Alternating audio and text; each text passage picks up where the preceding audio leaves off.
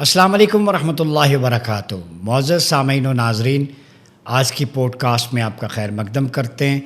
آج ہمارے ساتھ موجود ہیں ادارہ پیغام مصطفیٰ کے چیئرمین سید جہانگیر سعیدی صاحب۔ بہت شکریہ شاہ صاحب آپ کی آمد کا۔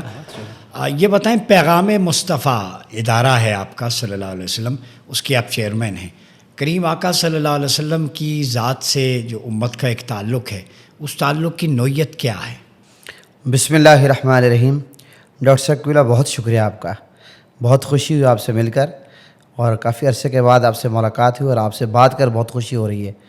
میں یہ سمجھتا ہوں کہ جو پیغام مصطفیٰ ہے، اس کے ذریعے امت کو بیدار کرنا بہت ضروری ہے، اور پیغام مصطفیٰ کو جب امت سمجھے گی اور اس پیغام پہ عمل کرے گی، میں یہ سمجھتا ہوں کہ دونوں جہانوں میں اسی میں کامیابی بندے کو ملے گی۔ لیکن یاد رکھیں ڈاکٹر صاحب قبلہ، پیغام کو ہمیشہ وہی سمجھتا ہے اور وہی اس پر عمل کرتا ہے جس کو اس ہستی سے محبت ہوتی ہے۔ آقا علیہ السلام سے جو ٹوٹ پھوٹ کر محبت کرتا ہے، جان مال اولاد سے زیادہ پیار کرتا ہے، عشق کرتا ہے، پھر وہ آقا علیہ السلام کو پیغام کو سنے گا، قدر کی نگاہ سے سنے گا، دیکھے گا اور اس کو پڑھے گا اور اس پر عمل کرے گا۔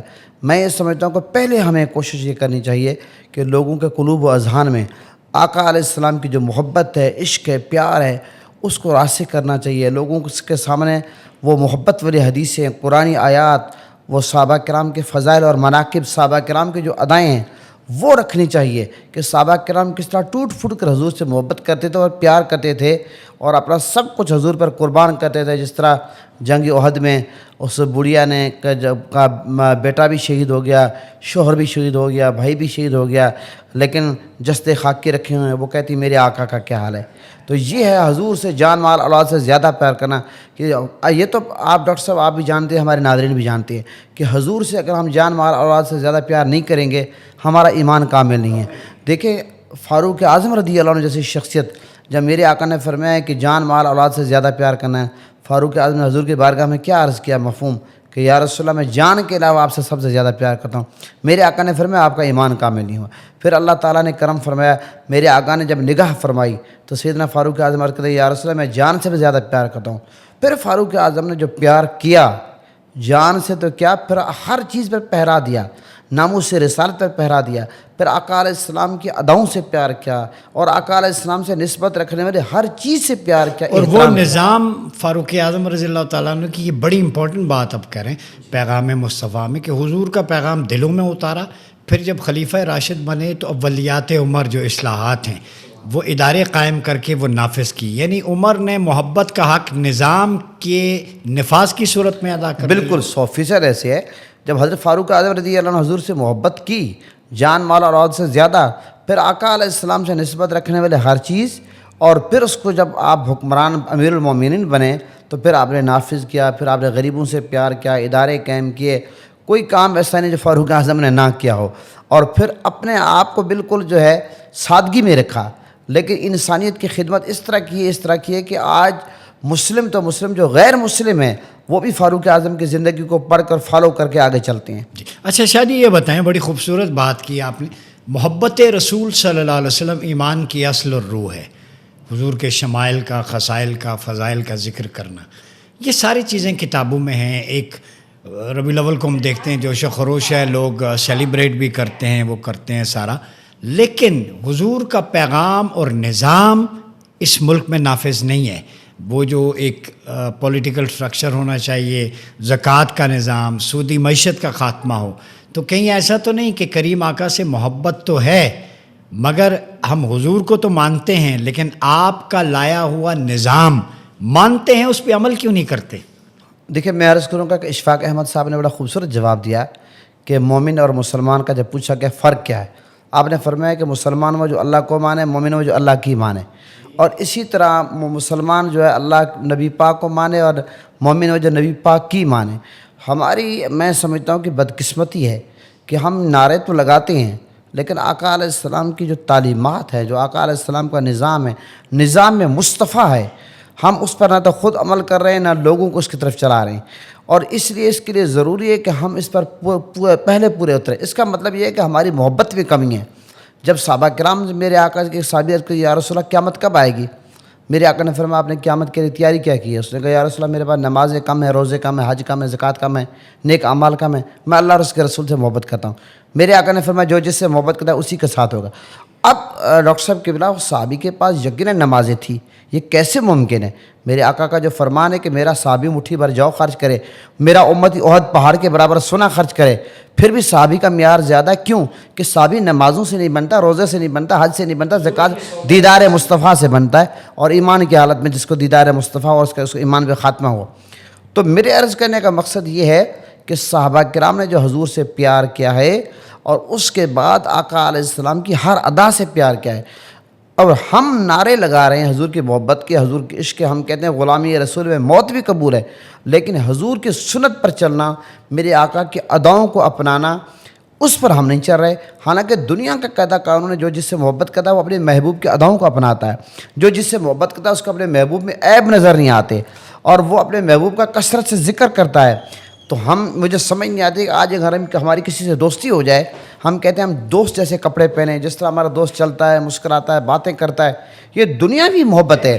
پیر و مرشد کے رنگ میں تو ہم رنگے جاتے ہیں، لیکن افسوس کہ نبی کے رنگ میں ہم نہیں رنگے جا رہے۔ یعنی ہماری تجارت، معیشت، کاروبار، سیاست، گھر، بازار، ہر چیز حضور کے لائے ہوئے نظام کے مطابق ہونی چاہیے۔ بالکل ہونی چاہیے، 100% ہونی چاہیے۔ میں کہتا ہوں ہمارا ایک ایک قدم، کیونکہ ہم آزاد پدر تو پیدا نہیں ہوئے، ہمیں دیکھیں ہماری ایک منزل ہے، اور جب تک بندہ منزل کا تعین نہ کرے، ہمیں منزل کا تعین یہ کرنا چاہیے کہ ہمیں حضور کی زندگی کو فالو کرنا ہے، نظام مصطفیٰ کے مطابق زندگی گزارنی ہے۔ پھر ہم کھائیں گے، کھانا ہم ویسے ہی کھاتے ہیں، جب حضور کی سنت سمجھ کے کھائیں گے تو ہمیں ثواب ملے گا۔ پانی پئیں گے، تمام معاملات، تجارت کریں گے، کاروبار کریں گے، حقوق اللہ، حقوق العباد، پھر ہم اگر مسکرائیں گے اس پہ بھی ہمیں ثواب ملے گا۔ یہ بتائیں، لا الہ الا اللہ محمد رسول اللہ، لا الہ الا اللہ نظریہ ہے، محمد رسول اللہ دستور ہے، پاکستان اس کی بنیاد پہ بنا تھا۔ تو جس شناخت پہ پاکستان بنا ہے اور جو اس کی بنیاد ہے، عمارت اسی پہ کھڑی ہونی چاہیے، تو نظام مصطفیٰ، اسلامی نظام یا خلافہ علی منہاج النبوہ وہ پاکستان میں کیسے نافذ ہو سکتا ہے؟ میں یہ سمجھتا ہوں اس کے لیے دیکھیں بات یہ ہے کہ ہمارا جو آئین ہے وہ سب لوگ یہی کہتے ہیں کہ وہ قرآن و سنت کے مطابق بنا ہوا ہے، لیکن آئین موجود ہے، اس پہ عمل نہیں ہے۔ تو سب سے پہلے تو یہ یقیناً جتنے جو پاکستانی ہیں ان سب کو آقا علیہ السلام سے محبت بھی کرنی چاہیے اور حضور کے نظام سے محبت کرنی چاہیے، اور پھر جو ہمارے سربراہ ہیں وہ جس ادارے کے بھی ہیں ان کی ذمہ داری بنتی ہے کہ وہ قانون کو نافذ کریں۔ جس طرح دیکھیں کوئی کام، اب ہیلمٹ پہننے کی اگر گورنمنٹ سختی کر دے تو تمام لوگ ہیلمٹ پہنتے ہیں کیونکہ ان کو پتہ لگا جرمانہ لگے گا۔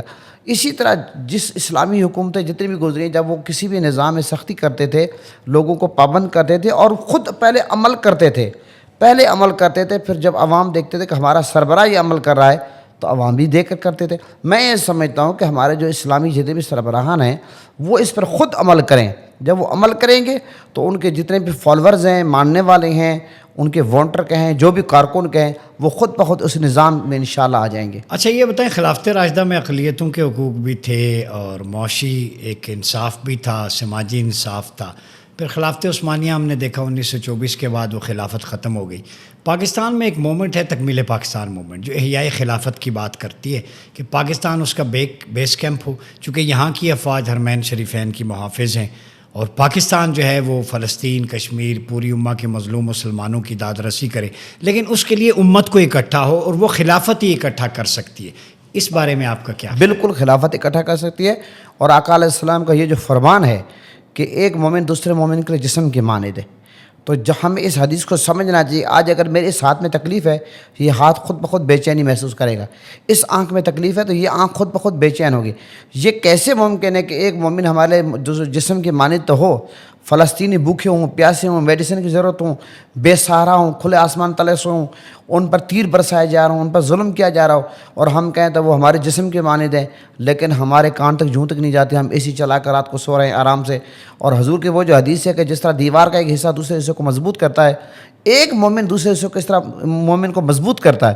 لیکن سوال یہ پیدا ہوتا ہے کہ آج جہاں دنیا بھر میں جو مسلمان مشکلات کا سامنا مسلمانوں کو ہے اور انسانوں کے ہے، اس کے لیے پوری امت مسلمہ اکٹھی کیوں نہیں ہو رہی؟ یقیناً پاکستان کردار ادا کر رہا ہے، میں یہ سمجھتا ہوں پوری امت مسلمان کے جو لیڈر ہیں ان کو کردار ادا کرنا چاہیے، اور پوری دنیا میں کہیں بھی اگر کسی مسلمان پہ ظلم ہوتا ہے اور وہاں آواز بلند کریں، فلسطین ہو، برما ہو، کشمیر ہو، پاکستان ہو، سعودی عرب ہو، جہاں بھی ہو. اور پاکستان تو یقین پاکستان کی جو فوج ہے، پاکستان کو اللہ تعالیٰ نے جو صلاحیت دی ہے وہ تو اپنی مثال آپ ہے، اس پر تو تمام مسلمان ناز کرتے ہیں، کوئی مانے یا نہ مانے. اللہ نے بڑی کوالٹیاں ہماری فوج میں رکھی ہیں، لیکن میں یہ سمجھتا ہوں کہ اس کے لیے یکجہتی بہت ضروری ہے. تنہا پاکستان کچھ نہیں کر سکتا. آپ نہیں سمجھتے کہ بجائے شخصیات کے کلمے کی بنیاد پہ پوری قوم اکٹھی ہو سکتی ہے؟ 100% ہو سکتی ہے. تو پھر مذہبی دینی جماعتیں، باقی طبقات، آپ انہیں کیا دعوت دیں گے کہ بجائے کسی شخصیت کے یا اور نعرے کے اس کلمے پہ اکٹھے ہو جائیں، اس کو نافذ کرنے کے لیے پرامن جدوجہد کریں؟ میں کہتا ہوں کہ حضور نبی کریم صلی اللہ علیہ وسلم سے بڑا لیڈر کون ہے؟ میرے آقا حضور نبی کریم صلی اللہ علیہ وسلم کی غلامی میں ہم سب آ جائیں، حضور کی ذات پہ اکٹھے ہو جائیں. جی حضور کی ذات پہ، میرے آقا کے جو غلامی کی چھتری ہے اس کے نیچے ہم سب آ جائیں، آقا علیہ السلام سے محبت کریں، پیار کریں، اور آقا علیہ السلام کی اداؤں کو، سیرت کو، اسوہ کو اپنائیں، نظام مصطفیٰ لائیں، اور سب یہ تسلیم کریں کہ اب ذاتی اختلافات ختم، اب ہم نے ذات مصطفیٰ کے لیے اکٹھا ہونا ہے. ایک کمنٹ، تکمیل پاکستان موومنٹ پاکستان میں ایک چلی ہے، سعد نذیر صاحب اس کے چیئرمین ہیں. انہوں نے اپنے خطاب میں کہا ہے کہ ہم کچھ بھی نہیں ہیں، ہم تو حضور کے خادم ہیں، کسی پہ اکٹھے نہ ہو، حضور کی ذات پہ، جھنڈے پہ اکٹھے ہو جاؤ. بہت بڑی بات. اس میسج کو سعد صاحب کے آپ کیسے دیکھتے ہیں؟ میں کہتا ہوں کہ انہوں نے ایسی بات کی کہ 100%، کروڑ فیصد یہ بات درست ہے. اگر میں کہتا ہوں اتنی بڑی انہوں نے بات کر دی ہے، حضور کی ذات کے لیے اگر ہم اکٹھے ہو جائیں، میں کہتا ہوں پاکستان بھی ترقی کرے گا، امت محمدیہ بھی ترقی کرے گی. یہ جو ہمارے درمیان فاصلے ہیں، نفرتوں کی دیواریں ہیں، سب کا خاتمہ ہو جائے گا. ہم سب جڑ جائیں گے، ایک دوسرے کے ساتھ محبت کریں گے، پیار کریں، ایک دوسرے کا دکھ درد بانٹیں گے. یہ وحد، یہ ایسا مشورہ ہے. پھر یہ جو آقا علیہ السلام کی ذات کے لیے ہم اکٹھے ہو جائیں گے، پھر حضور نبی کریم صلی اللہ علیہ وسلم کا سنت، میرے آقا کا طریقہ، نظام خود بخود رائج ہو جائے گا. آپ یہ بتائیں، تکمیل پاکستان موومنٹ پرامن سٹرگل کر رہی ہے، حضور کے نظام کی بات کر رہی ہے، خلافت کی، سوشل میڈیا کے ذریعے فلسطین کانفرنسز مختلف، لاہور، کراچی، مختلف جگہوں پہ کروائیں، امت کو بیدار کر رہی ہے. اس اقدام کو آپ کیسے دیکھیں؟ یہ بہت اعلیٰ اقدام ہے. میں سمجھتا ہوں کہ نوجوانوں کو ان کا ساتھ دینا چاہیے، ہم سب کو ساتھ دینا چاہیے. ممبر و محراب سے آواز بلند کرنی چاہیے، میڈیا کے ذریعے کرنی چاہیے، سوشل میڈیا کے ذریعے کرنی چاہیے، کالج، یونیورسٹی، ہر حوالے سے ان کا ساتھ دینا ہے، ان کی حوصلہ افزائی کرنی چاہیے. ہماری بدقسمتی کہ اس وقت کوئی آواز بلند کرنے والا ہے ہی نہیں، لیکن اللہ نے کرم کیا اگر ایسے نوجوان ہیں جو آواز بلند کر رہے ہیں، فلسطین کا دکھ درد کو سمجھ رہے ہیں، برما کے، کشمیر کے، پوری انسانیت کا دکھ کو سمجھتے ہیں، مسلمانوں کو، تو ان کا ہمیں ساتھ دینا چاہیے، ان کی حوصلہ افزائی کرنی چاہیے، نہ کہ ان کی ٹانگیں کھینچنی چاہیے. بہت شکریہ سید جہانگیر سعیدی صاحب. ناظرین، آپ نے شاہ صاحب کی باتیں سنی، بہت خوبصورت انداز میں انہوں نے حضور کے مقام کی بھی بات کی، ذات سے تعلق نسبت و ادب کی بات بھی کی، آقا علیہ السلام کی سنت و سیرت کے اجراء کی، ترویج کی بات کی، اور یہ زور دیا کہ نظام مصطفیٰ پہ، کریم آقا کی ذات پہ اکٹھے ہو جائیں، اسے مرکز اخوت بنا لیں. وہ ہمارے لیڈر ہیں، بڑی خوبصورت بات ہے. اور تکمیل پاکستان اور چیئرمین سعد نذیر صاحب کے حوالے سے کہ جو امہ کے لیے، پاکستان کے لیے ایک پیسفل سٹرگل ریوائیو کر رہے ہیں، کتابوں کا لیسن وہ نوجوانوں تک، ہم سب کو دست و بازو بننا چاہیے ان کا. اپنا بہت خیال رکھیے گا. اپنے میزبان ڈاکٹر عمر ریاض عباسی کو اجازت دیجیے. اللہ حافظ.